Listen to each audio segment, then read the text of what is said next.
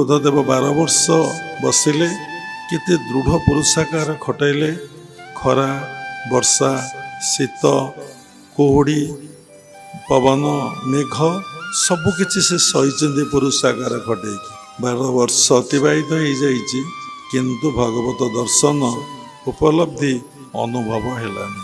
ଯେତେବେଳେ ନିଜକୁ ପୂର୍ଣ୍ଣ ମାତ୍ରାରେ ସମର୍ପଣ କରି ଶୋଇଗଲେ, କର୍ତ୍ତଭାବ ଆଉ ଜମା ରହିଲାନି। କୌଣସି ଟେକ୍ନିକ୍ ଆଉ ଆପ୍ଲାଏ କରିନାହାନ୍ତି।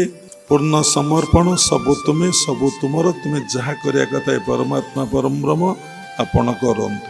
ଭଗବାନ ଅନ୍ତର୍ଯାମୀ, ବାଞ୍ଛା କଳ୍ପତରୁ, ଭକ୍ତାଧୀନ ଭଗବାନ ଯେପର୍ଯ୍ୟନ୍ତ ସାଧକର କର୍ତ୍ତଭାବ ଥାଏ ଦେଖନ୍ତି, ସେ ପର୍ଯ୍ୟନ୍ତ କେତେବେଳେ ସେ କୃପା କରନ୍ତି ନାହିଁ, କେବେ ସେ ଭକ୍ତି ଦିଅନ୍ତି ନାହିଁ, କି ଦିବ୍ୟ ଜ୍ଞାନ ସାଧକକୁ ଦିଅନ୍ତି ନାହିଁ।